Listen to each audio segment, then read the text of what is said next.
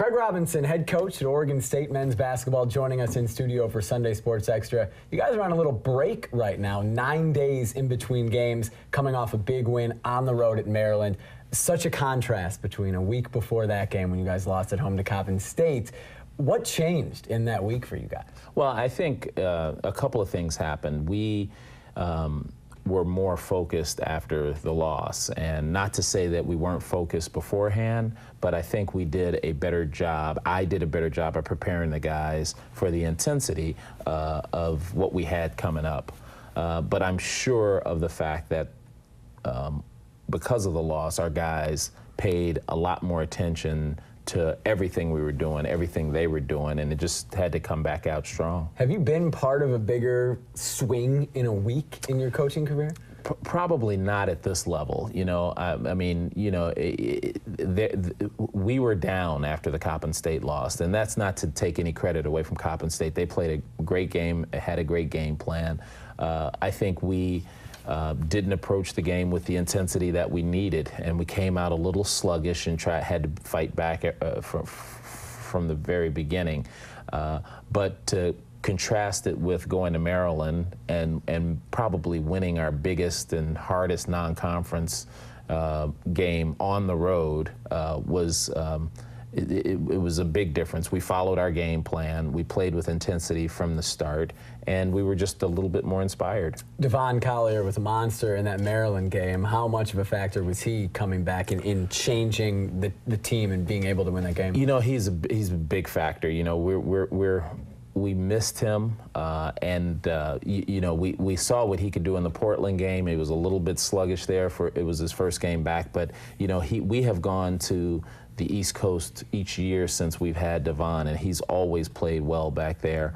But this game, I think, was one of his finest, and you know, the scoring notwithstanding, I thought the pressure foul shots he made were big because he's historically hasn't been a good foul shooter. Southern Illinois, Edwardsville on Tuesday at home. How do you make sure that the Beavers that played so well against Maryland is the team that shows up on Tuesday night instead of the one that lost to Coppin State? You know, that's really my focus, is to make sure that they don't go back to that sort of, this team is not a Maryland, and play the way we did against Coppin State. So that's on me. What I've seen in practice, though, the guys they're doing a lot on their own. I mean, all of our practices for such a long period of time off have been pretty good.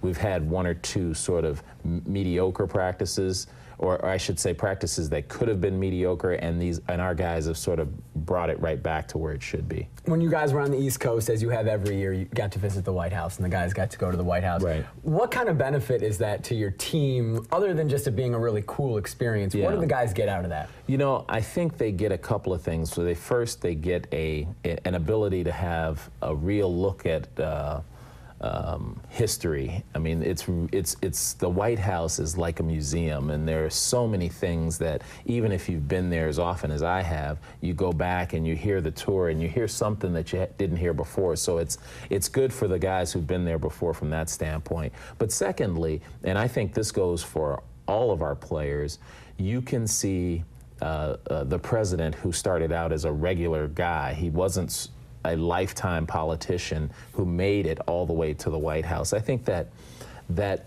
means a lot to college students who are trying to figure out what they're going to do. Some of them are wannabe basketball players, but you can't do that forever, and it's good for them to see that a guy can start from the bottom and work his way all the way to the top. Some of your guys like Angus, Roberto, they've been there many years in a row. When they get to the White House, do they just kind of kick their feet up and make themselves at home now, or is it still some awe and wonderment every time? Well, it's interesting.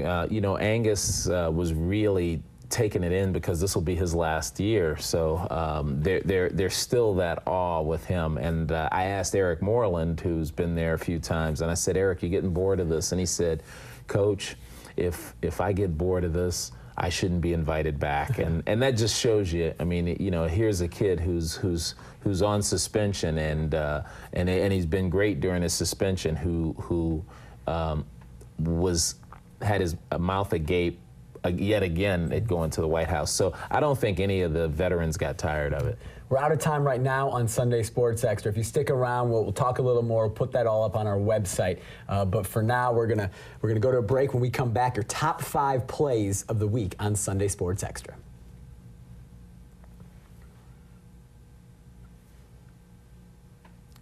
Cool, awesome. Well, let's keep going. If Okay, you got time, sure. Stick around. Awesome. Yeah. I want to talk a little bit more about the White House trip. Yeah. For you personally, when you go there, is it just like going to your sister's house, like for any normal person, or is it or is it different for you? It should be like going to my sister's house, and it feels like that once I'm there. Once we're sitting in the living room or in the family room and we're talking or we're having dinner, it feels like being at my sister's house or when she would come to our house. But every time you go to the gates or you walk in and you go through security and you walk down the halls and you see the photos from past presidents and past first ladies, it's hard to wrap your arms around the fact that, my sister and brother-in-law live here. And every time our family goes, we're still in shock.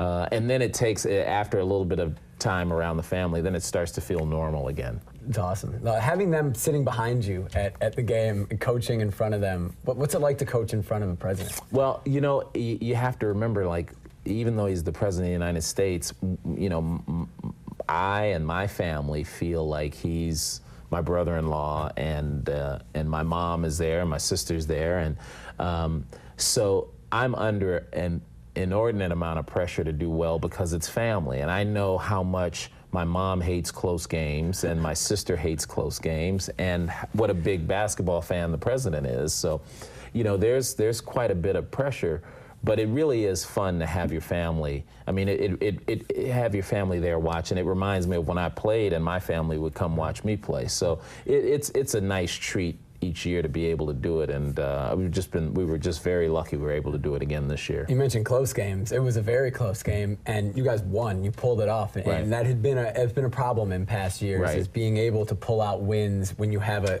lead of 2 or 3 points with 3 minutes to go. What was the difference against Maryland that you guys maybe weren't able to finish games in years past like that? Yeah, I feel like the ability to win close games is learned behavior when you inherit a program that hadn't done that in a long time. And I thought last year was a learning year for us. Being able to play in so many close games gave us some material to work with from a film standpoint, from a practice standpoint. So, and what I think we did differently, you saw our team make plays down the stretch instead of letting the game make plays for you.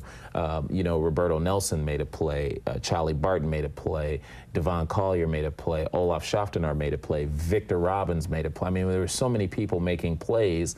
It's hard to lose a game like that when you have that many people making plays. So, I think we just learned how to get better down the stretch. Roberto, second in the country right now in scoring, 30.3 points per game.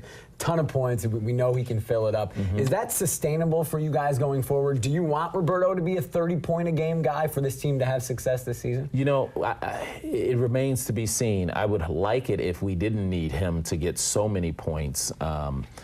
Because if he's getting all those points, that means somebody's not. I mean, we're still waiting for Angus Brandt to get back to the old Angus. He's coming off of an ACL injury, and he was in foul trouble, so Roberto sort of picked up some of his slack. We're playing without Eric Moreland, who won't be with us until January. So that's another, 10, 12 points and rebounds that you don't have. So, what you're seeing Roberto do right now is pick up the slack for guys who aren't there. I think it'd be better if Roberto was scoring more toward the 18 to 22 point range, and we were getting more from other folks. And I should note, as many points as Roberto is scoring, and Roberto, I mean, he'd score 0 points if he could guarantee we'd win every game. Right. Hallis Cook, true freshman, played some really nice minutes against Maryland specifically, and it seems just from watching that he's grown each game. Yeah. Where do you expect him going forward in the season? Where do you expect him to play into your team? You know, he's going to remain in the rotation as long as he doesn't turn the ball over. I mean, you know, that's what all our freshmen are told as long as you don't turn the ball over, you can get some meaningful minutes. Both he and Malcolm DeVivier are guys that we both trust. Hallis, I see him being more of a point guard. So he's backing up Charlie Barton, but I can also see him and Charlie playing together at times because Hallis is a very good outside shooter. You know, he's a little bit still high schoolish in his build and his frame, so we're working on that. But if he keeps playing the way he's playing, his minutes will increase as the season goes on. You mentioned earlier Eric Moreland not coming back for a while. I know it's a long way in the future, but when he does come back, where does he fit into the rotation? Do you go three bigs with Collier, Moreland, and Brandt from the start, or does one of those guys go to the bench? Well, it'll be interesting. It gives us a lot of flexibility, and you know, I can't say for sure, but it looks like you know, we would probably be bigger because if Eric is in the lineup, he's 6'10", so we've got a big lineup as it is. But Eric can guard the three-man, sometimes a two-man, so that gives us the flexibility to be a little bit bigger. But we have to see who's playing well. I mean, if we continue to play the way we're playing right now throughout the non-conference, it'll just be a nice problem to have when he comes back. Southern Illinois Edwardsville, mentioned it earlier on Tuesday night. What do you know about that team, and what are you guys doing to get ready for them? You know, they're going to be a very scrappy team. They play tough. They're very disciplined. They can shoot from the outside. So what we're going to have to do is make them beat us on the inside. They're not very big, so we're going to hopefully get the ball down low and use our size advantage against them. So, but it's going to be a tough game. But as you stated at the outset, we cannot allow ourselves to get off to a slow start like we did at Coppin. Yeah, Tuesday night, your guys' next game, Southern Illinois, Edwardsville. Craig Robinson, thanks so much for joining us. Thanks for having me. Sunday Sports Extra tonight. Yeah.